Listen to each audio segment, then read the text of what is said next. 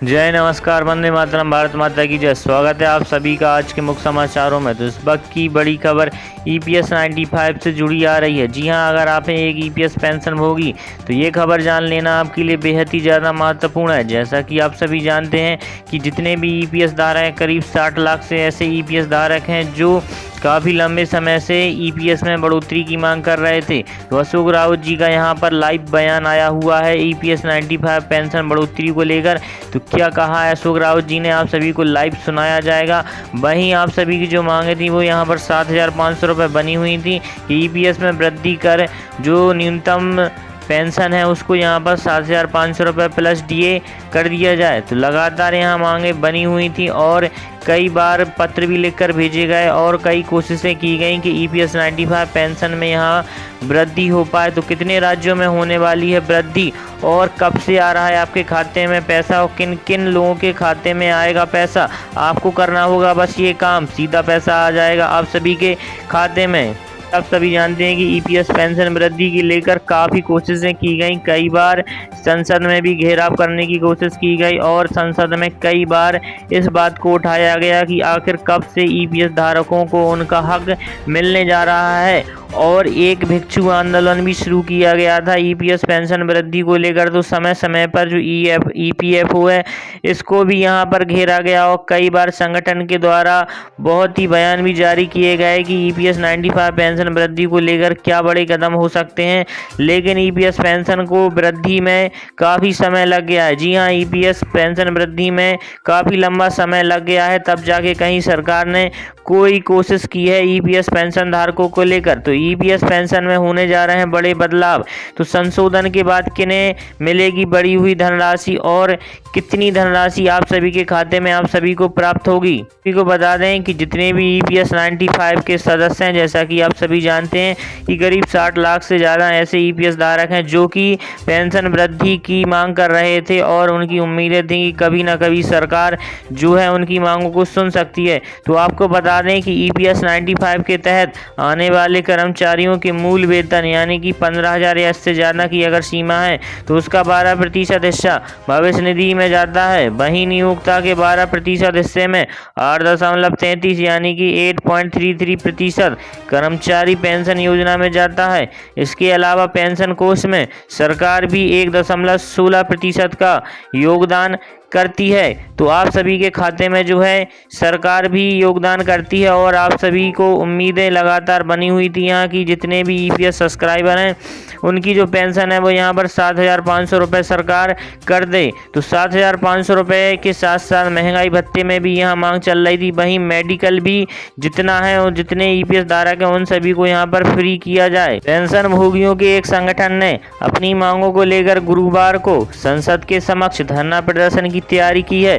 संगठन न्यूनतम पेंशन 7,500 रुपये प्रति माह करने समेत अन्य मांगों पर दबाव बनाने के लिए यह प्रदर्शन करेगा। EPS 95 राष्ट्रीय आंदोलन समिति ने कर्मचारी पेंशन योजना 1995 EPS 95 के तहत देश भर में सेवानिवृत्त कर्मचारियों को 7,500 रुपये न्यूनतम पेंशन देने की मांग की है। समिति ने बयान जारी कर यह जानकारी दी है कि वर्तमान में EPS 95 के तहत सेवानिवृत्त कर्मचारियों को 1,500 रुपये से भी। वहीं EPS 95 राष्ट्रीय आंदोलन समिति के मुख्य संयोजक बीरेन सिंह ने कहा है, हम EPS 95 के सदस्य अपनी मांगों को लेकर केंद्रीय भविष्य निधि आयुक्त कार्यालय के सामने 3 दिन की भूख हड़ताल करेंगे। अगर हमारी मांगें नहीं मानी गई तो रामलीला मैदान से संसद तक विरोध प्रदर्शन करते हुए मार्च करेंगे। कर्मचारी पेंशन योजना 95 के तहत करीब 60 लाख पेंशन भोगी आते हैं, जिसमें से करीब 40 लाख लोगों को 1,500 रुपये से भी कम पेंशन मिलती है और अन्य को अधिकतम 2,000 या 2,500 रुपये ही प्राप्त होते हैं। तो ये खबर जान लेना आपके लिए बेहद ही ज़्यादा महत्वपूर्ण है। वहीं आप सभी को बताएंगे कि जो EPS 95 संघर्ष समिति के अध्यक्ष हैं अशोक राउत जी, उनका क्या बयान निकल कर आया हुआ है और सरकार ने क्या घोषणाएं की हैं EPS 95 पेंशन वृद्धि को लेकर। उससे पहले अगर आप 3 महीने का रिचार्ज जीतना चाहते हैं या फिर MI का एक चमचमाता हुआ फ़ोन, तो इस चैनल के माध्यम से आपको 3 महीने का बिल्कुल मुफ्त रिचार्ज दिया जाएगा। उसके साथ ही आप सभी को MI का एक चमचमाता हुआ फ़ोन प्राप्त होगा। इसके लिए आपको वीडियो को लाइक करना होगा। चैनल पर नए हैं तो चैनल को सब्सक्राइब करके बेल आइकन दबानी होगी। बेल आइकन प्रेस करने के बाद आप सभी को कमेंट में लिखना होगा कि आप सभी का नाम क्या है और आप किस राज्य या जिले से आते हैं। वहीं वीडियो के लास्ट में आप सभी से एक प्रश्न पूछा जाएगा। अगर आप उस प्रश्न का सही जवाब देते हैं तो आप सभी जीत सकते हैं 3 महीने का मुफ्त रिचार्ज। जी हाँ, लकी 10 विनरों को मिलेगा यहाँ पर बिल्कुल मुफ्त रिचार्ज और एक MI का चमचमाता हुआ फ़ोन जीतने का मौका। और वहीं आप सभी से हमारे चैनल के माध्यम से कोई भी कॉल या मैसेज नहीं किया जाता है, ना ही आपसे कोई बैंक डिटेल मांगी जाती है, जैसे आपका ATM नंबर, CVV नंबर या कोई भी अन्य जानकारी आप सभी से नहीं मांगी जाती है, ना ही आप सभी से कोई OTP मांगा जाता है। तो आप सभी से अगर ऐसे कोई कॉल या मैसेज आते हैं, सबसे सावधान रहिए। अगर आप ऐसा कुछ करते हैं तो इस फ्रॉड से आप सभी को बचना है। अगर आप ऐसा करते हैं तो उसके जिम्मेदार आप स्वयं होंगे।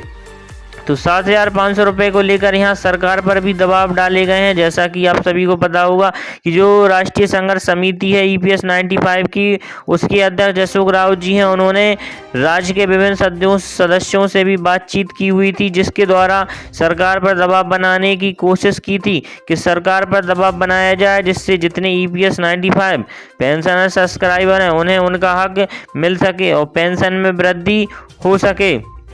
तो 7,500 रुपये की मांग को लेकर लगातार यहाँ कोशिशें बनी हुई हैं और आप सभी की जो पेंशन है उसमें वृद्धि की जा सकती है सरकार के द्वारा। तो प्रधानमंत्री नरेंद्र मोदी जी ने जो है EPS 95 पेंशन की जो मांग है उनको यहाँ पर लेकर सख्त निर्देश जारी किए हैं और उन्होंने ठोस आश्वासन दिए हैं कि सरकार कोई बड़े कदम उठा सकती है और आप सभी को जल्दी आप सभी का हक दिलाया जा सकता है। जी हां, सरकार लगातार कोशिशें कर रही है। सरकार ने श्रम मंत्रालय को सख्त आदेश दिए हैं, जिससे श्रम मंत्रालय जो है EPS 95 पेंशनर सब्सक्राइबरों के लिए ऊपर विचार कर रहा है। जी हाँ, पेंशन वृद्धि को लेकर यहाँ पर लगातार विचार कर रहे हैं और कोशिशें बनी हुई हैं कि EPS 95 पेंशन सब्सक्राइबरों को आखिर किस प्रकार से उनका हक दिलाया जा सके और कितनी वृद्धि EPS पेंशनर सब्सक्राइबरों के खाते में की जाए।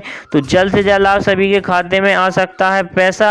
सरकार की तरफ से इस प्रकार की सूत्रों के हवाले से खबर निकल कर आ रही है कि सरकार जल्द से जल्द आप सभी को बढ़ी हुई पेंशन का लाभ दे सकती है। वहीं महंगाई भत्ते में भी बढ़ोतरी कर सकती है सरकार। तो आप सभी को कमेंट में लिखकर ज़रूर बताना है कि आप सभी को इस समय कितनी EPS पेंशन मिल रही है और आप सभी ने कितने दिनों तक किस कंपनी में अपनी सेवा दी है और आपको कितनी EPS का लाभ मिल रहा है और भारत की किस राज्य से आते हैं। वीडियो पसंद आए तो लाइक ज़रूर कीजिए।